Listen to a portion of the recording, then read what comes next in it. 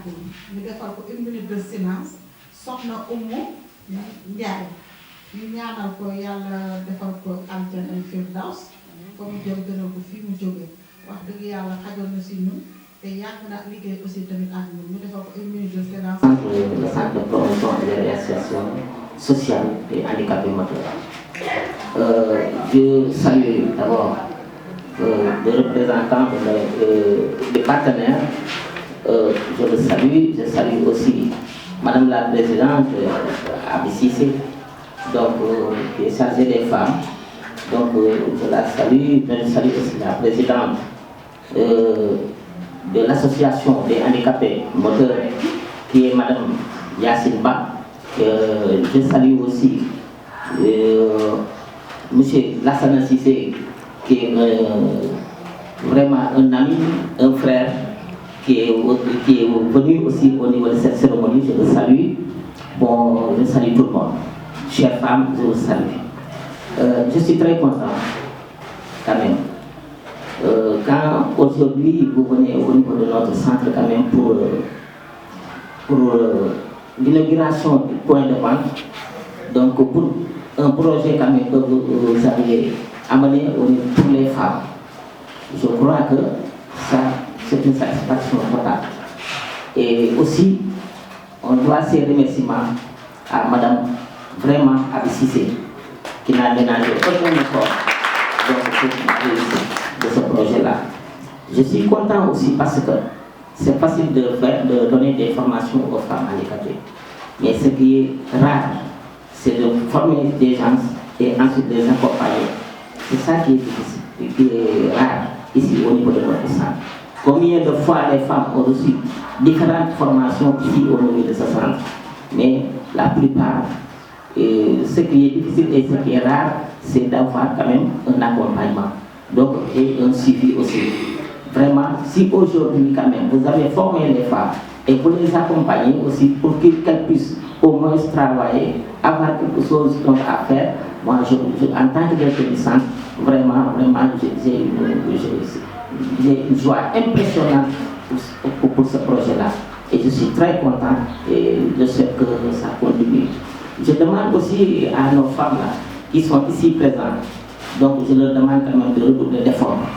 et faire tout quand même pour que ce projet-là connaisse quand même une satisfaction totale. Et ça, personne ne peut le faire, c'est vous seuls qui pouvez le faire. Donc il faut quand même redoubler d'efforts donc, pour que Abi Cissé aura quand même un succès donc, dans l'avenir. Et le partenaire, donc aussi je le remercie encore une fois de plus. Je suis très content et je demande quand même, le bon Dieu quand même, vous accompagne quand même dans tous vos projets d'avenir. Je vais commencer à saluer la présence des autorités qui sont là, en commençant par M. le maire, qui n'est pas encore venu, il est en route. Saluer la présence de M. le directeur du centre, M. Amari Cham, Monsieur le représentant de l'action sociale, M. Thiam aussi, chers partenaires, M. Pierre Tibéry. Je salue aussi la présence de Madame la chef de service du développement communautaire, Madame Barreau. Je salue aussi la présence de Monsieur le maire Lassana Cissé, chères dames, chères sœurs, et même si je ne connais pas le nom, monsieur qui avait fait l'animation tout à l'heure, monsieur Medoun, voilà, vraiment c'est une satisfaction vraiment de voir tout ce que tu as fait tout à l'heure. Je vais m'exprimer pour le moment parce que je vais préparer un petit discours en français. Après, je vais revenir sur le Wolof pour que la cible puisse vraiment comprendre ce que nous sommes en train de faire et ce que nous sommes en train aussi de dire.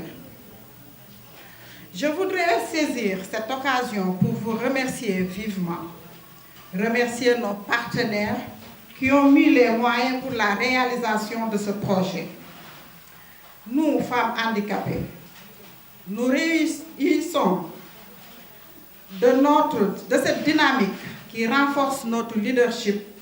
et qui pose la base d'un partenariat durable pour l'élaboration de politiques inclusives. Si ce projet est réalisé avec des résultats importants, je rappelle, c'est que nous avons reçu le soutien de nos partenaires, mais également les femmes, ces braves femmes vraiment qui ont ménagé aucun effort pour la réussite de cette activité, qui ont compris le sens de se former et de se montrer leur savoir-faire. Pour cela, cette activité est pleine de symbolisme. Nous tenons à remercier les formatrices.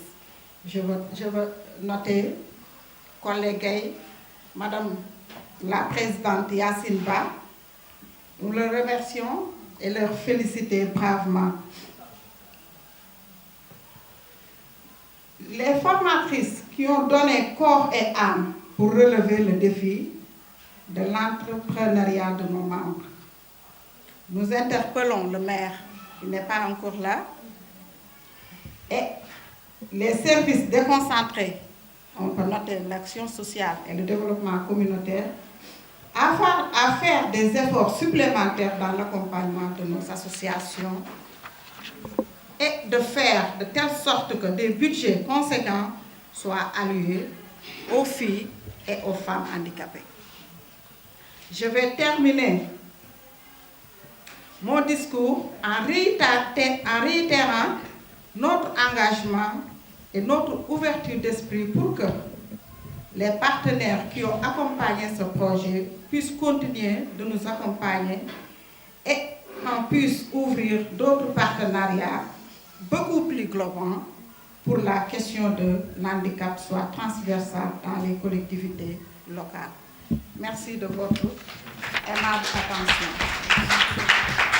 Je vais revenir un peu en wolof pour que di sant ñëpp ñu fi toog ñëpp di ko commencer ci directeur de centre di nuyu madame la chef de service di nuyu aussi monsieur Thiam bi représenté action sociale di nuyu suñu partenaires yi nga xam ne moom ñoo toog fii monsieur Tibéri mais di nuyu sama mbokk jigéen yi nga xam ne ñëpp ñoo ngi fi bu ma waxee jigéen ñi nag ñoom Yacine ñoo ngi ci ñoom Collé mais aussi di remercier les femmes de développement yi nga xam ne ñoom ñoo toog ni pour ne pas citer di leen wax ni leen projet bii tey dafa nekk projet boo xam ne le comité des femmes au niveau régional moom moo ko bindoon soumettre que partenaire bi si laajte ko ma laajte laa ko ma tuddee si bëgg-bëggu groupement femme bi nga xam ni ñoom ñoo nekk fii si biir centre handicapé bi loolu amee si nañu soumettre partenaire bi wax ko ni ko ñun kat lii ak lii ak lii nañu bëgg vraiment aussi ñoom it ñu ñëw jàppale nu ci indi seen financement nar nu accompagner nag pour 1 an ci accompagnement boobu formation bokk na ci ñu ngi former femmes yi ay fonds de roulement yi nga xam ni moom la ñuy jox femmes yi aussi tamit bokk na ci installation kiosque bi nga xam ne suñu paree dañ koy inaugurer yooyu yëpp si nañ bokk ak yeneen activité ba fii ak 1 an projet bi foofu lay yem mais ñu yaakaar ni suñu jógee ci loolu dina pérenniser comme ni ko directeur waxee loolu ndax loolu mooy sunu ndam loolu mooy seen ndam ndax lépp lu ñuy xeex mooy autonomisation des femmes pour que jigéen ñi génn ci ndóol génn ci ay jafe-jafe mën a mënal seen bopp demal seen bopp te je pense que loolu c'est important loolu nag kenn mënu ci jàpp ku dul yéen projet bu ñëwee ci biir centre bi du nekkatul projet Abi Cissé xëy na moom moo ko bind moo ko soumettre partenaire mais yéen seen projet la ndax kon nag bu ngeen ci jàppee amaana kenn seen bopp ngeen ko defal ñuy wax ni tey ku ne xam na li ci njëriñu consommer local tey lépp loo xam ne dañ koy jëggaane gis ngeen ni feebar yi bari nañu ci biir réew mi ñun ñaa ngi feebar ndax xamuñu lu leen koy tag ndax produit yi nga xam ne ñu ngi koy jëlee ci mbedd bi ñu ngi koy jëlee ci feneen dina ko indil xamuñu kañ nan ko defar xamuñu naka nan ko defaree te ñun ñu fekkee teewlu bi nga xamee ni yéen a ngi defar seen transformation ci ni ngeen ko defaree ci lu jëm ci set si li jëm aussi itam vraiment ci qualité kon ñun dinu remercier ñi ngi remercier bu baax mais nag dinañ remercier aussi collègues yi madame la présidente il faut ñu remercier ko il faut ñu tàcc ko parce que lii lépp aussi wax dëgg yàlla bu ñëwee ci centre bi moom la mais itam le directeur du centre xataluñu ci benn yoon suñu càmmiñ yi toog nga xam ne si suba ba léegi ñoom ñoo nekk ci lépp loo xam ne mooy defar takk banderole def chaise yi loolu lépp ñoom nga xam ne ñooy suñu champion ñoom comme li mu wax dañuy incarner masculinité positive bi kon ñoom bàyyiwuñu rek ñu wér ci vraiment ñi ngi leen di gërëm di leen sant di gërëm ñëpp di sant ñëpp pour bañ a sonal pour bañ a guddal mais nag si ñun aussi tamit wax dëgg yàlla dafa am ay élus dafa am ñoo xam ne tey ñoo ngi ci maire bi dinu fa teewal tey mënuñu ci wax ñuy cité monsieur le maire Moussa Niang ak tamit madame le maire Ndeye Fall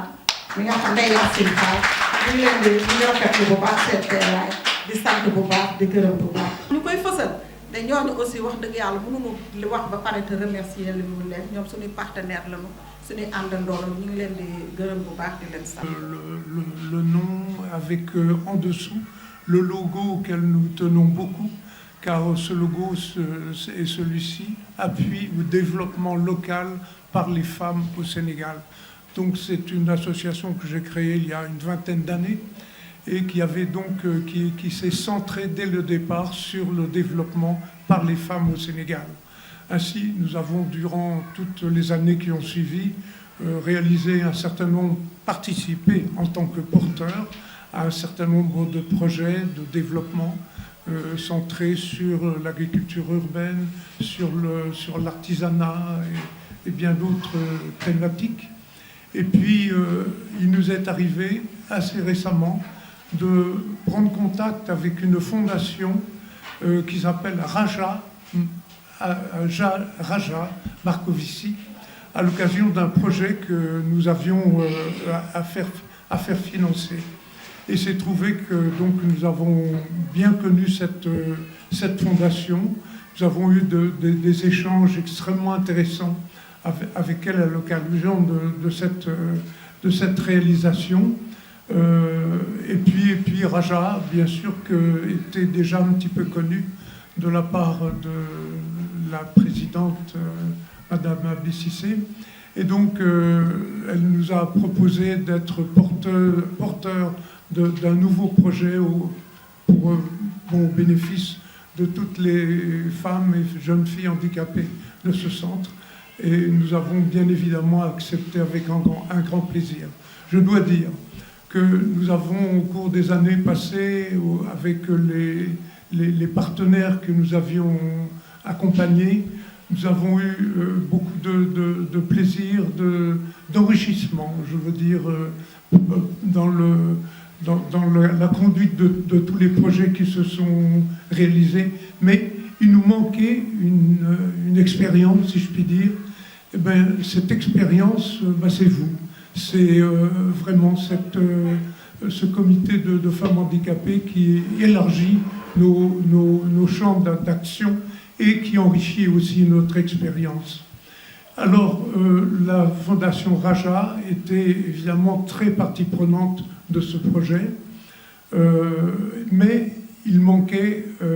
quelque chose pour que le projet puisse vraiment se réaliser. Il manquait un deuxième partenaire, un deuxième financier, en quelque sorte, une deuxième fondation. Nous étions évidemment très concernés. Nous avions tellement envie que ce projet puisse se réaliser. Nous avons eu l'occasion de connaître une fondation qui est une fondation française qui est à Dakar et avec laquelle nous avons échangé et qui était dès le départ très partie prenante d'un projet justement au bénéfice des femmes et jeunes filles handicapées. Cette fondation, cette deuxième fondation, eh bien c'est la fondation Amber dont vous voyez le logo sur eux. Et c'est non sans une certaine émotion, je veux dire, que je m'adresse à vous aujourd'hui en tant que partenaire, en tant que porteur de ce beau projet qui est déjà très bien engagé dans la mesure où c'est l'objet de cette journée d'inaugurer le kiosque. Le kiosque qui va être un élément, je le ressens, comme étant tout à fait essentiel, à savoir que c'est une visibilité pour vous qui s'offre au niveau de la population pour affirmer votre volonté de vous intégrer dans le contexte économique, social et culturel local. Je suis très heureux de pouvoir vous exprimer tous ces mots aujourd'hui. Je vous remercie. Vraiment, c'est nous qui sommes très contents de vous avoir comme partenaire, un bon coopérant. Nous avons des objectifs communs. Nous avons vraiment les mêmes finalités, qui est de développer la communauté et surtout pour l'autonomisation de la femme.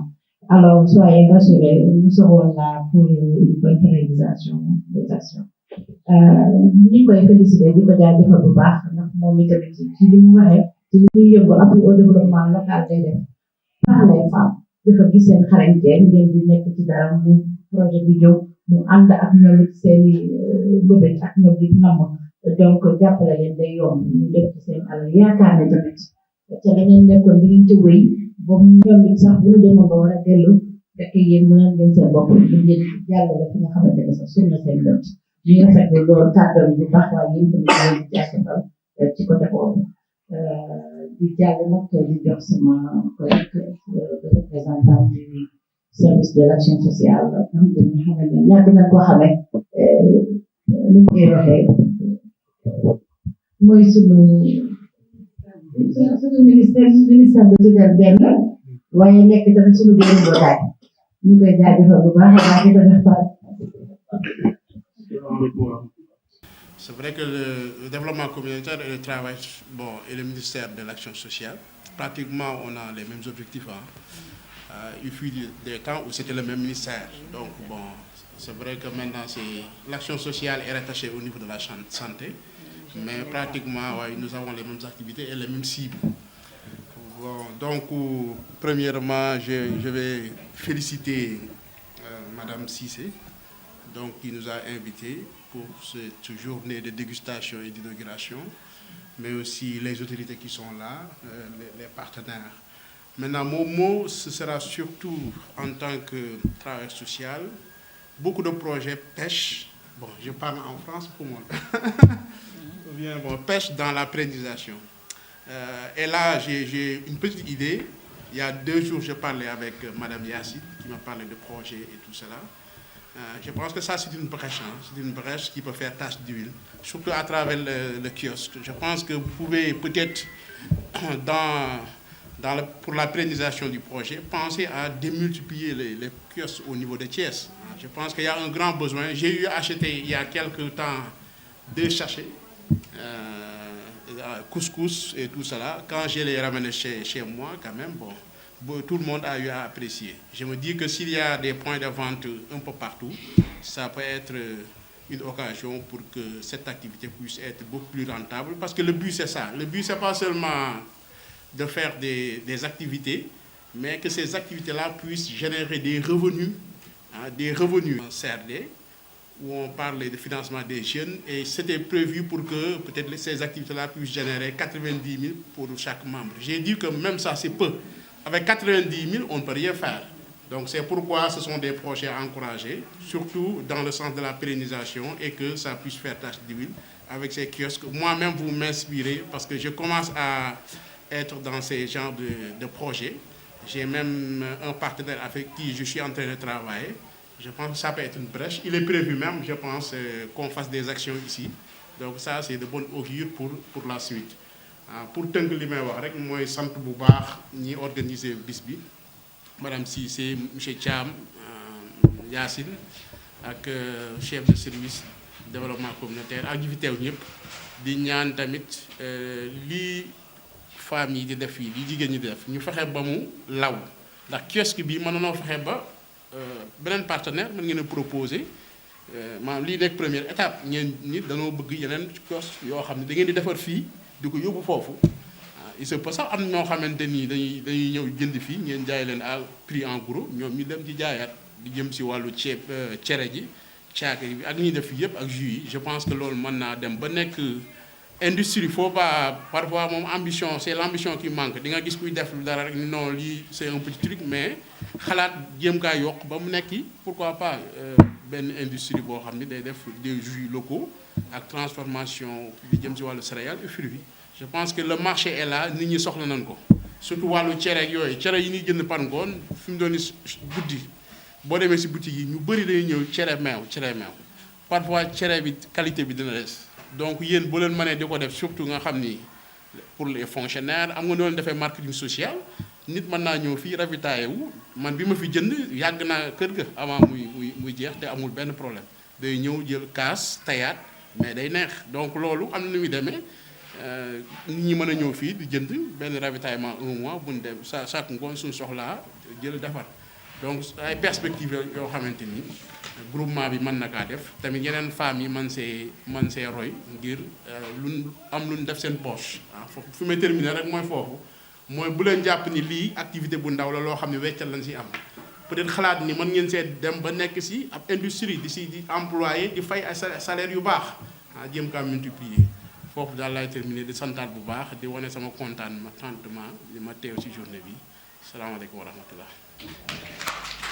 ci turu développement communautaire bi ma fi teewal di kontaan lool ci invitation bi comme ni ma ko waxee sànq di gërëm di sant seen comité de femmes bi nga xamante ni madame Abi Cissé moo ko jiite di rafetlu aussi teewaayu sama collègue bi jógee action sociale partenaire bi xam ngeen ne suñuy loxo ñun fu mu mënul àgg ñoom ñoo ñu ko fay àggale ñoom dañuy ànd ak ñoom ci liggéey bi dañuy ñëw pour dolli ñu pour dalal leen pour yaatal leen xëy na tamit pour dolli leen xam-xam ba lépp lu ñu sóobu rek ñu mën cee ñu mën ko aboutir ñu fexe ba ñu koy jëriñoo suñu njaboot yi di ko jëriñoo ba ñu mën a soqaliku bu baax a baax donc loolu yëpp tamit muy xewee fii ci biir centre bi monsieur Thiam ñu ngi dellu di la sargalaat di la gërëm sa taxawaay ci suñu wet ñu ngi koy yëg bu baax gis nañu jàppale bi kenn ku si nekk fa nga nekk yaa ngi ci bay sa waar di rafetlu bu baax a baax dëgg yàlla di kontaan ci invitation bi nga xamante ni def ngeen ko te dellu tamit di leen delloo njukkal lépp ndaxte c'est vrai que seen ministère tutelle action sociale la mais bu ne encadrement femme bu ne accompagnement yaakaar naa ne yelloo na développement communautaire di teew ak di waxtaan ak yéen ci yu mel nii lépp luñ ci mën a yàgg nañu jël engagement tey leen koy feddaliwaat dinañ taxaw seeni wet dinañ leen gunge dinañ ànd ak yéen ci liggéey bi ba bu soobee yàlla ñu am lu sut suñu njot donc comme ni ko suñu collègue yi tamit waxee doon na rafet xëy na fii baax na ngeen def fi benn point mais doon na rafet ñu dem tasaare ko ci gox-goxaat yi accès bi mën a yomb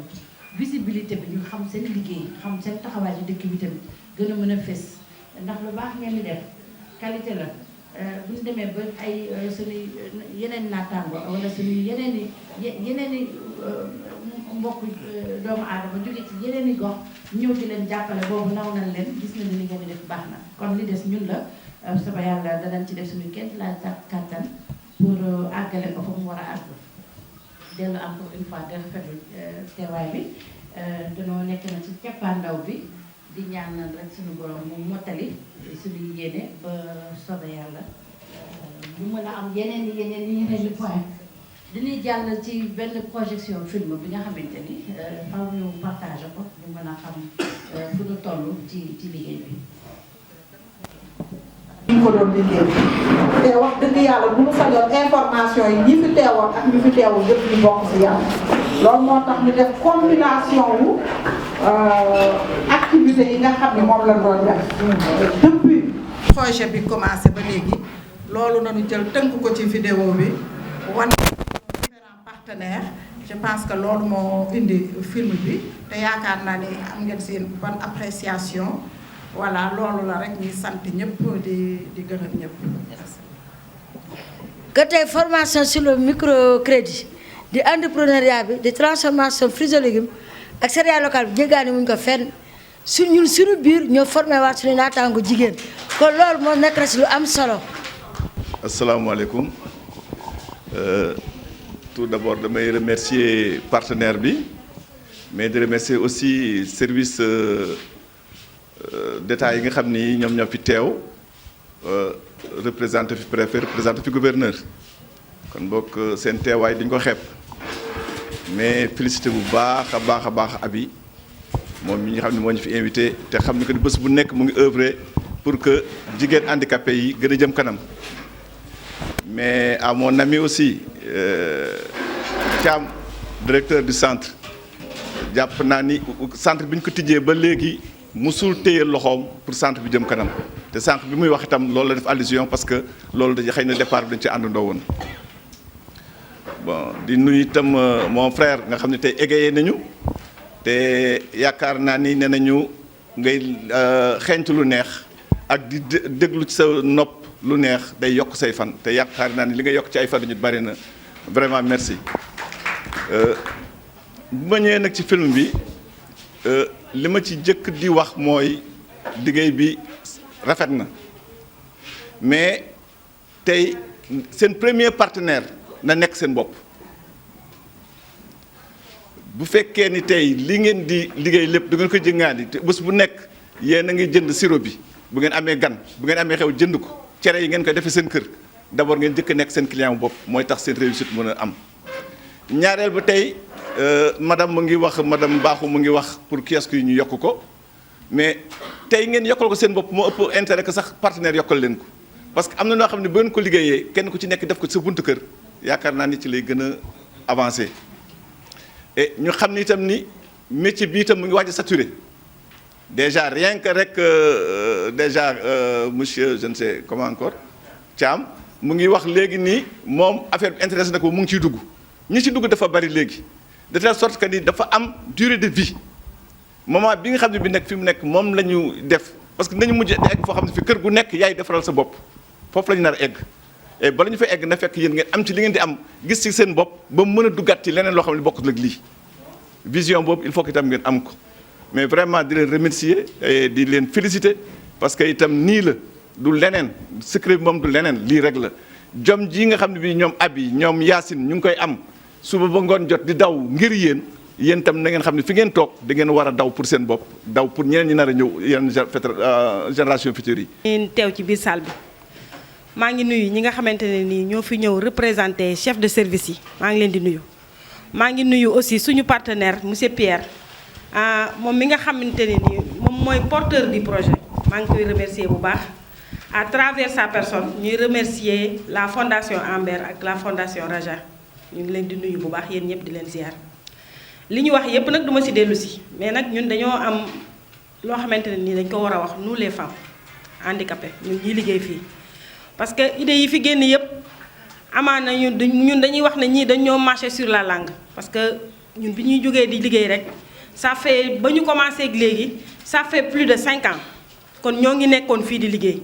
kon xañ na ambition yi ñu amoon moo tax ñuy résister ba léegi di liggéey jusqu'à ce que ñu am koo xamante ni daf ñuy jàppale ñu génn ci biti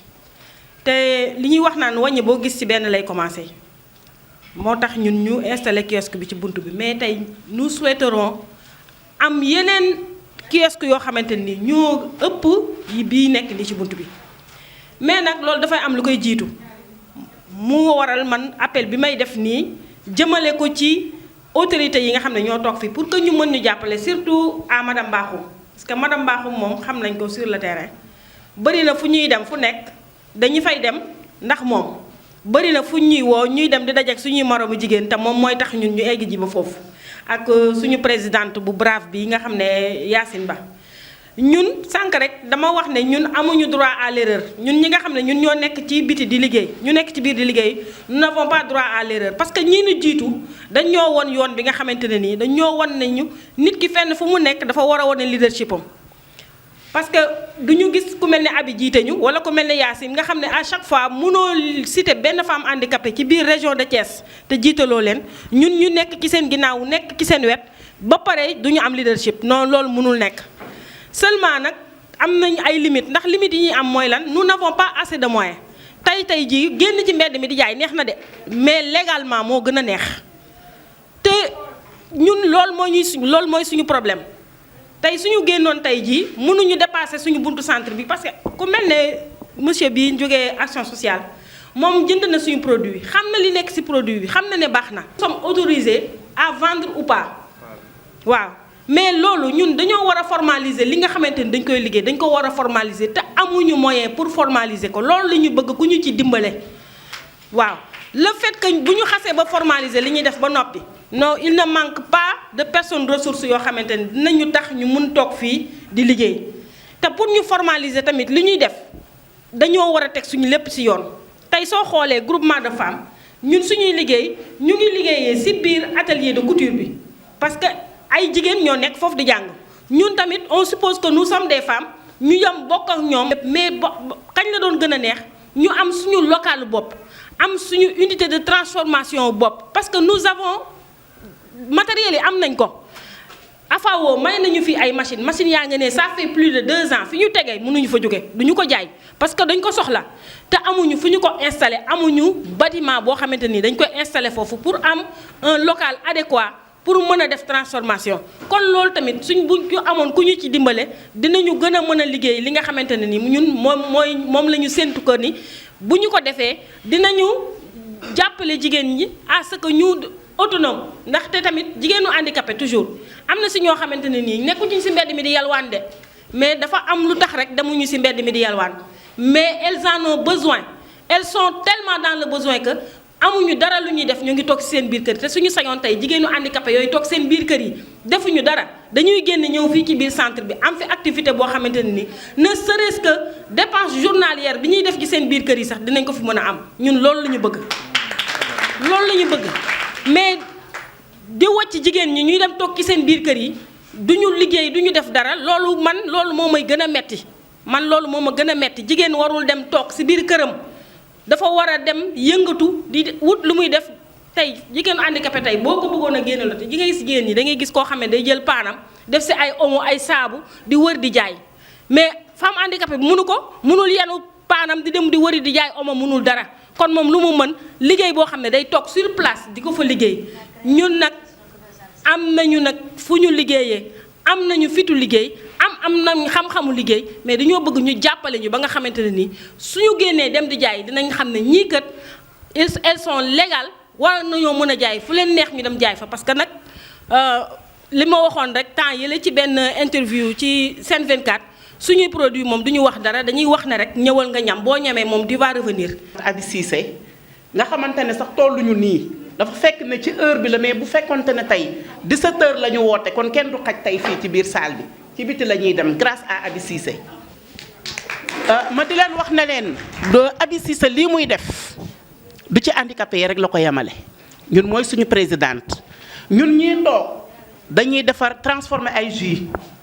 di defar ay savon liquide di defar ay savon eau de javel ay moringa lépp dañ koy def macha allah grâce à Abi Cissé moo tax toujours fu ñu toll dama naan leen Abi Cissé dee leen ko bàyyi xel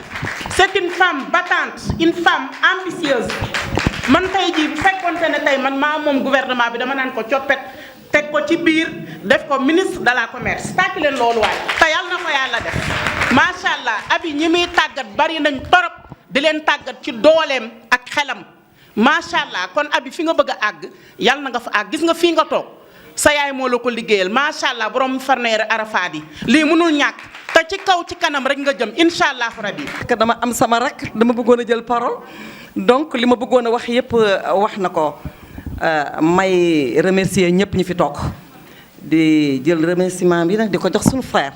ki nga xamante ne monsieur Thiam ñu ngi lay nuyu bu wér sunu frère nga di lépp si ñun di nuyu présidente Abi sama rak di nuyu tamit ñi nga xamante ne ñoo toog fi ak madame Baaw ñu ngi lay nuyu bu wér di wax ni ak ñi fi toog ñëpp di wax ni daanaka man amatuma sax lu ma fi waxatee ndax li mu wax ñun ñi waa IFI lañu ñi fi toog nii defe naa ni kenn duñu wax nan la ñuy defaree jus wala nan la ñuy defaree céréale wala nan la ñuy defaree savon parce que Abi la grande dame la dame de fer mi ngi ñu koy wan macha allah. ki nga xamante ne dama doon wax naan defe naa tey bu yor woon ñaari tànk neneen la ñuy doxee waaye macha allah si sa ngaari jaaxa si sa maadamel ma si sa almi njaay ma ca fiyaay yow loo def loo jóg rek doyul yow man mii may sa mag te xam naa ne li ngay def man li ngay nekk tey jii macha allah tey jii man mii nga xamante ne damay tëst si fu nekk sax dama naan mënuma ko macha allah si sa dama naan ca kanam nga jëm ndax sa yaay daf la gërëm sa waajur yi gërëm la man mii di sa mag ma bokk ak yow ndey ak baay gërëm la te am naa sama mag boo xam ne tey bu ñëwoon tey jii du gërëm day jooy kon nag Cissé li Fatou Seck wax amatuma lu ma ciy tegateeti. c'est une sœur koo xamante ne nii depuis le début ba ñu commencé ba léegi mi ngi nekk ak ñun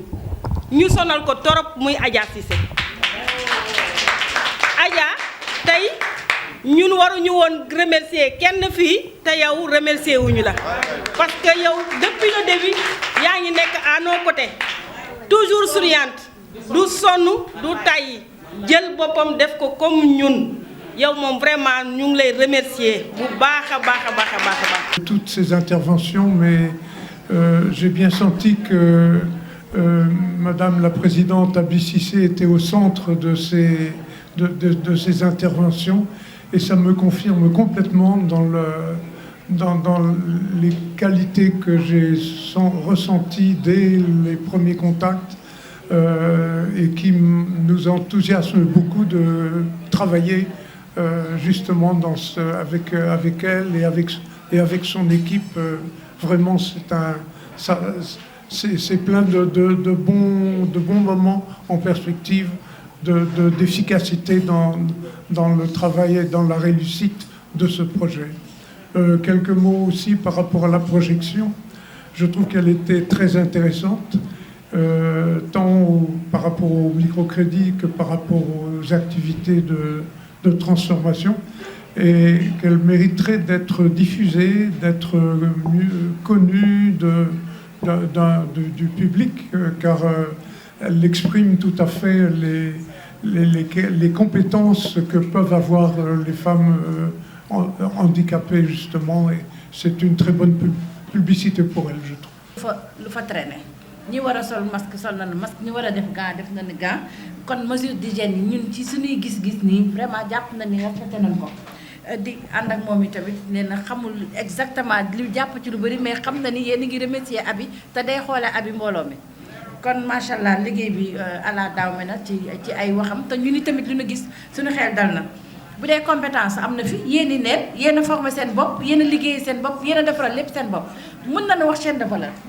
sa commencement ba pare def seen embouteillage def seen emballage def seen étiquetage loolu chaîne de valeur mënu koo weesu en parenthèse de la fourche à la fourchette doore nañu je voulais l'expliquer.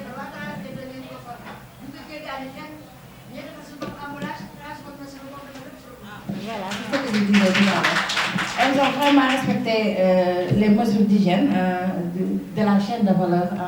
exactement. Et elles ont été appuyées dans ce sens par un programme de 3FPT du ministère de la formation professionnelle. Donc voilà. Beneen aspect bi ci am tamit muy diversité bi ñu ci gis yemu leen ci jus rek gis nañ fi yéen a ngi def légumes gis nañ yéen a ngi def céréales locales loolu tam lu am solo la lu ñuy wax visibilité bi ñu travaillé waat ko bu baax vraiment ñu mën a am maillage bi. fépp foo ngeen fu nu dox rek ci seen ne serait-ce que yéen kenn ku ne fa nga dëkk nga mën fa génne sa produit mën ko fa teg pour problème écoulement ba ñëw mën a poser. man nag damay profité ndax dégg naa fii ngeen posé fi yenn problème muy Fra lu mel na ki Fra yàlla def na sax xëy de femme liggéey bi nga xamante ni PAP 2A bi ci la nekk nii ñuy xool naka la ñuy améliorer naka la ñuy fexe ba jël en compte yéen jigéen ñi ñun jigéen ñi suñuy mbébét te loolu am na groupe bi nga xamante ni personne femme handicapée yi kese ñoo ci nekk jël li nga xamante ne ni jëlaale seen besoin en compte donc autonomisation dafa nekkoon au cœur yeneen problème yi ak allègement yi nga xamante ne mën nañ ko cee def yépp ñun génn nañu proposition yi te yaakaar nañu saafara dina ci mën a jóge bu dul dara dinañ xool nan la ñuy àndandoo ak yéen fexe si nu mu gën a gaawee ñun fi ñu nekk ak suñuy partenaires yu ñu am suñu collègue service technique yi fi ne nan la ñu fexe ba loolu tamit ngeen mën si jot si nu mu gën gaawee di rafetlu tamit monsieur Cissé li mu wax ndax nee na yokk fan weesuwul ngay xeeñcu lu neex di dégg lu neex ah tey fii ku fi jógee sa fan dana yokk fii moom musique bi neex na lii xeeñ ci ginnaaw ñu ngi xaar dégustation bi pour wax ne rek vraiment egg nañ si cappaandaw gi léegi nag seetaan nañu film bi mais ñu jéem a xool jéem a ñam muy beneen appréciation bi nga xamante ni ñun ñoo koy defal suñu bopp noté suñu bopp te xam naa ni dañuy am 10 sur 10 madame Cissé kon ñu jàll ci dégustation bi di gërëm ñëpp di sant ñëpp ci teewaay bi. am na sirop buy yi yëpp kon yi nekk nii sirop yaa fii la sirop yi nekk sirop buy yaa ngi nii sirop jinjeer sirop sumpu sirop ditax sirop bisaab ak koko jinjeer yi ak quels de légumes yi. partie bi moom moo nekk partie céréales yi boo gisee araw yi am na araw bu dijj am na araw bu sew am na araw bu yam am na sankal am na cere bi nag moom dañ ko def laalo parce que on suppose que ñiy jënd cere ñëpp dañ ci def après laalo loolu moo tax ñu préféré laalo cere bi benn yoon pour noppal jigéen ñi rek lépp rek pour noppal jigéen ñi ñuy wax ne vraiment ñun dañuy def am na ay temps yoo xamante temps bi ñuy def formation am na ku ñu doon wax nañu sooy jaay lu baax jarul ngay wax di wax par exemple nga teg mango ngay jaay nga toppam mango ji saf na suukar jaru ko jaayal rek na baax bu ko jënd bu xoolee dina xam ndax moom lii baax na wala déet mais ñun li ñu mën a wax ci suñuy produit mooy lan mooy man hygiène bi ak qualité bi daal vraiment man ñun moom la ñu gën a prioriser te ci loolu la ñuy liggéey ci loolu la ñuy dox ma kees baa ngi noonu ñoo ngi remercier nag encore une fois ñi nga xamante ni ñoom ñoo ñu dimbale ba ñu defar taxawal lii tey jii mu nekk une première ba ñu commencé transformer léegi yàgg na mais c'est une première suñu sœur dem wuutal ñu ay partenaires yoo xamante ni ñoom moo ñu defaral kiosque bi ñu di ci liggéey di ci wane ñuy ñaan yàlla mu démultiplier wu nekk yeneen i kiosque ak yeneen i kiosque ci biti. Mon enfant est sur les galets.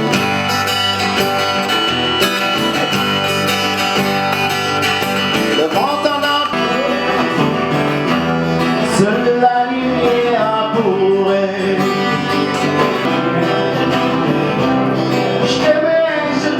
Je t'aimerai. Dans les moindres coins de l'espace. Dans les moindres. Lui qui ne s'approche jamais.